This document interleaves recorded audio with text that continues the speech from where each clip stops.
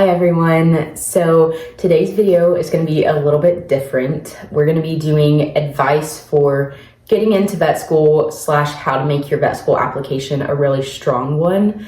And today we're going to be doing the high school edition.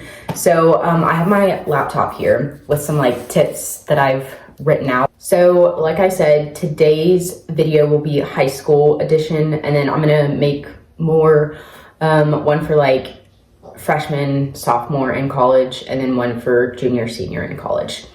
Anyway, so my first piece of advice for you is to really focus on your academics.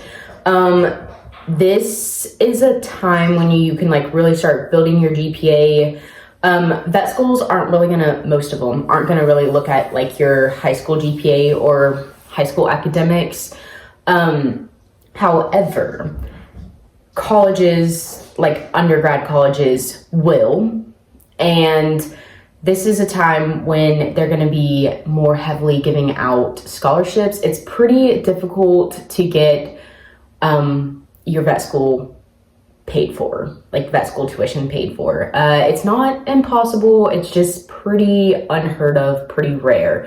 You'll get scholarships most likely, but you just might not get as many as what you would get in undergrad. So my advice is to have a really good GPA in high school, and then when you do start college, you might get your college completely paid for or nearly paid for, things like that. So yeah, that would be my advice, is to really focus on academics in high school for the scholarship purposes, and also because it's good to start building that foundation of studying and maintaining a good GPA. That way, when you do start college and vet schools do look at your undergrad college GPA, you've already kind of got the skills necessary to know how to learn. Because if you've already started learning how to learn in high school, then you can carry that over into college and then hopefully maintain a good GPA in college as well. And then that will look good to vet schools. So a good GPA for scholarships, obviously highly recommend that, because going to vet school is very expensive. So as much paid for as possible would be ideal. And then 2, just getting in the routine of studying and learning how to learn. Super helpful. Next is to get involved. So I would say join clubs, join extracurricular activities, sports, things like that. Do volunteer work, because that can go and be applied to your vet school application. They'll ask about what extracurriculars you're involved in, and you can add it even if it was in high school. It may not be weighted quite as heavily as if it's a high school extracurricular as if it were an undergrad college extracurricular.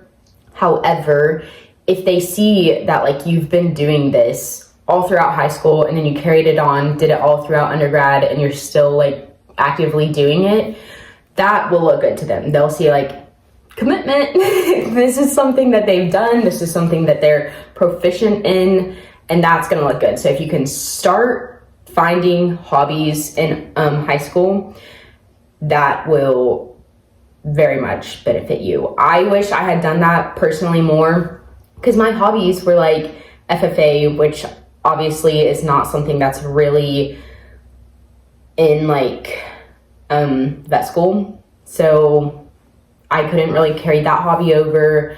And then other hobbies were just working, hanging out with friends, things like that. And I still hang out with friends, but I've moved. I can't really work as much in vet school. So yeah, now my hobbies include it's still hanging out with friends, but it's doing things that my friends enjoy. I enjoy it as well. But what I'm trying to get across is saying that I hang out with friends is not a hobby that I can put on my vet school application. So I wish I had built my hobbies up a little more in high school and found things that I enjoyed doing. I did have racing, but again, that's something I've had to quit because I've moved away.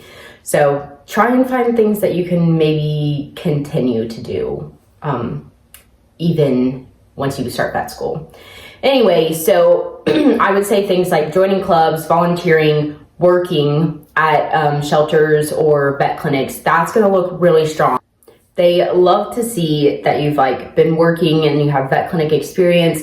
However, if you can show that you have 8 years of experience working at a vet clinic or volunteering at a vet clinic or an animal shelter, anything like that, that's going to be amazing. That's going to look amazing to them, because it's kind of harder probably for a high school student to get a job at a vet clinic.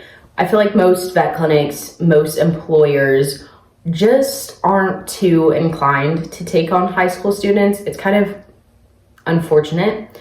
And on top of that, a lot of shelters require that you're at least 18 years of age if you're going to come alone, or that you have a legal guardian, something like that. And it can be really hard for a parent who's working a job full time, maybe has other children to take care of, things like that, to juggle also going and volunteering at an animal shelter with you. And if you start at 18 rather than 14, 15, 16 years old, then you can, you've just lost 2 to 4 years of experience that you could be working on. So it's really unfortunate that a lot of vet clinics don't hire high school students.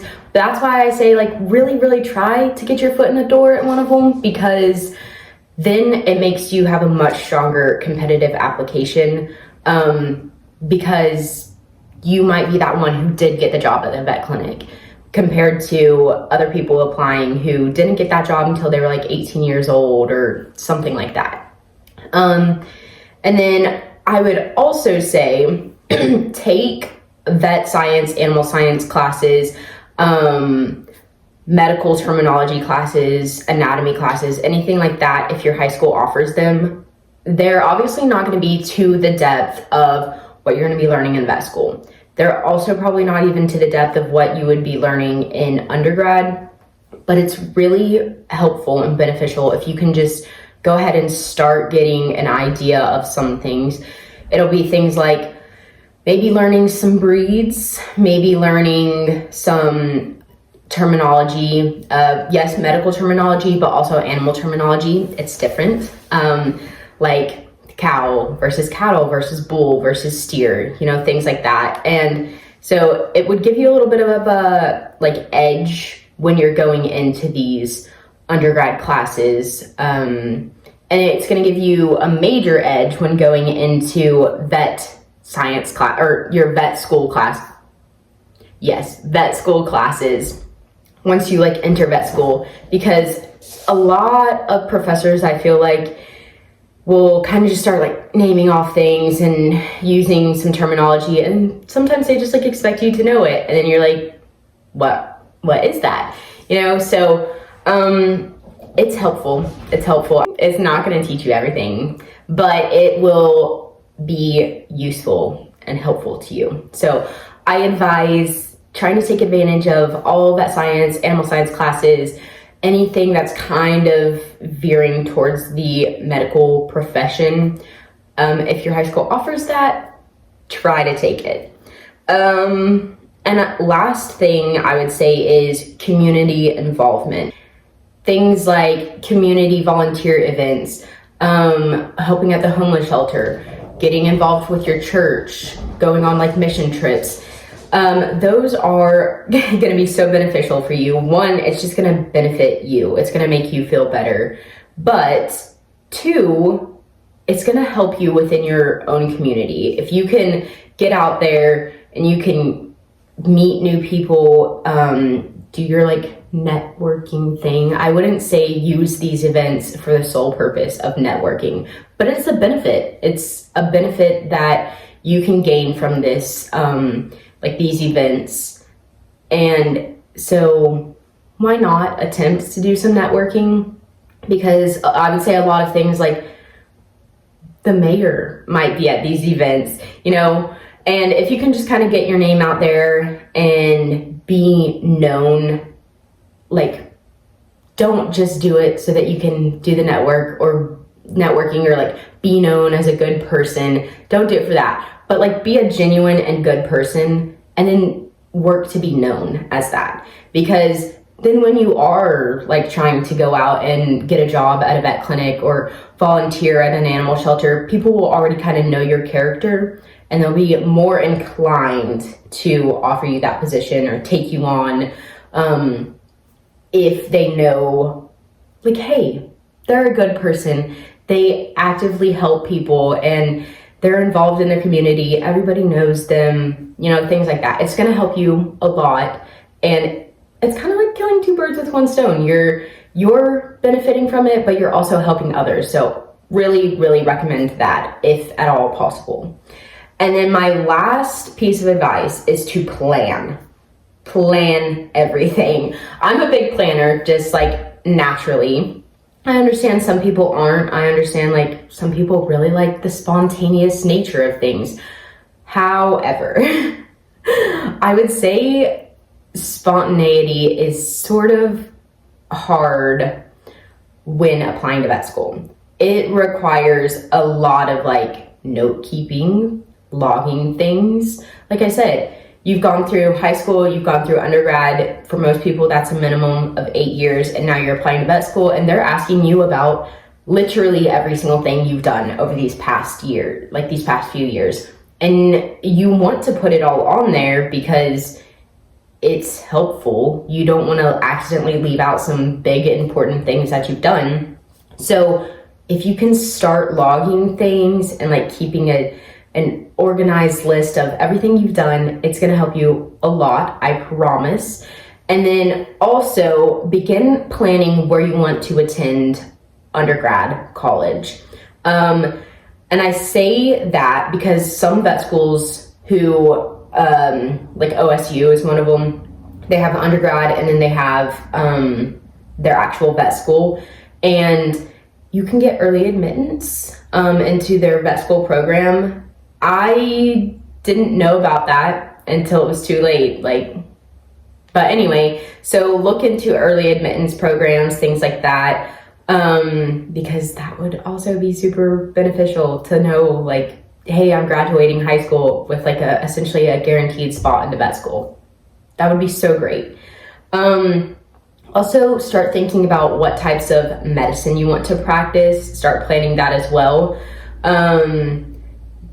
And then research vet schools with those sorts of programs. So like if you want to heavily emphasize zoo medicine or equine medicine, avian medicine, things like that, look into that, because some vet schools will offer more programs or have a heavier emphasis on that kind of medicine over different types of medicine. Some vet schools allow you to track, which is like if I said, I want to go in and I want to do equine medicine, I can heavy track and do essentially only equine medicine. Whereas other schools like Mizzou, which is where I attend, they don't allow tracking, so you have to learn a little bit of everything.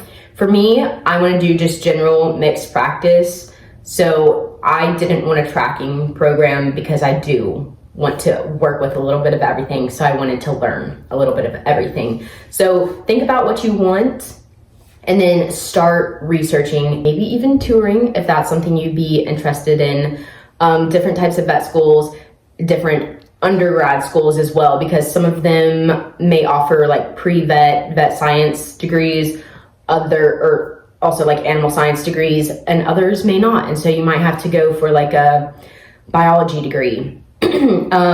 Just look into all those sorts of things, because start like kind of thinking about what degree you'd want. Most people, I think, do go for animal sciences, but that is not the only degree that's offered. So like if you really, really love chemistry and that's something like you think you would love to go to college for, but you want to be a vet and you're like, vet school's not going to want a chemistry major. Yes, they will.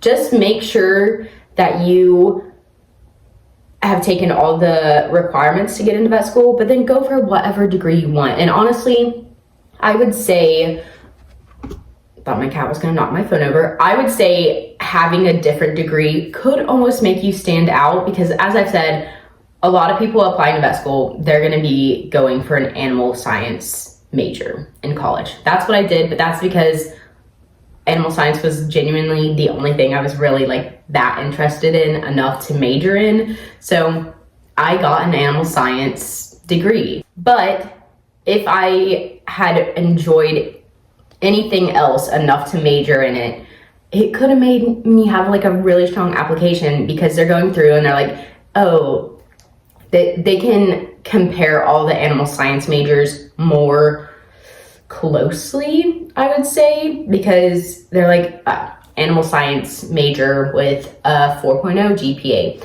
animal science major with a 3.8 GPA, animal science major with a 3.4 GPA. You know, it's a little easier to be like, oh, rule that one out because it's the lowest GPA. Whereas if you did something in like, oh, I don't know, like political sciences, there's going to be far less political science majors. And so even if you come in with like a 3.6, they might be like, well, I don't have anyone to compare that GPA to really.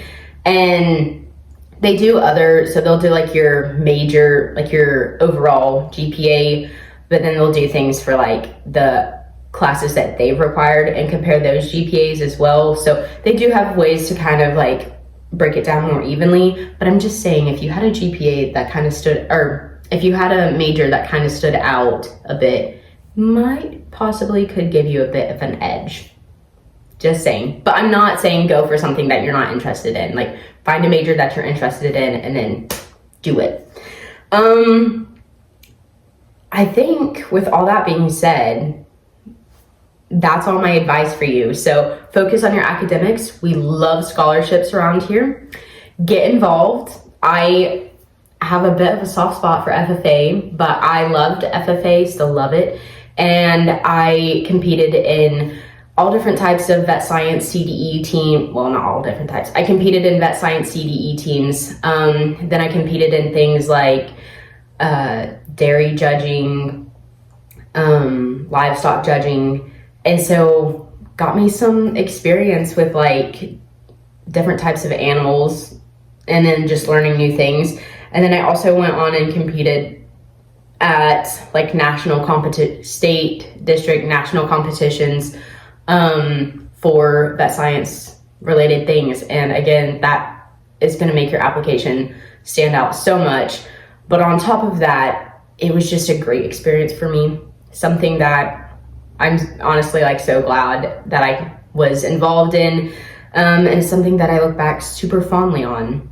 So like I said, don't just do things being like, oh, that's gonna make my application so strong. Do it because like you genuinely enjoyed it. Because odds are when you interview at a vet school, they'll ask you questions about it and they can probably tell whether you're genuine about those interests that you put on your application or if you're disgenuine about it.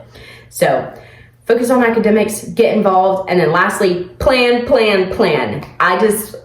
I highly recommend planning because then it's gonna make things so much easier, and it's okay. Sometimes things will not go your way, but it's all right. We just move on, go around it. So I hope these are some helpful tips and advice for you. Hope you've gained something from this video. And with all that being said, thank you so much for watching. Bye.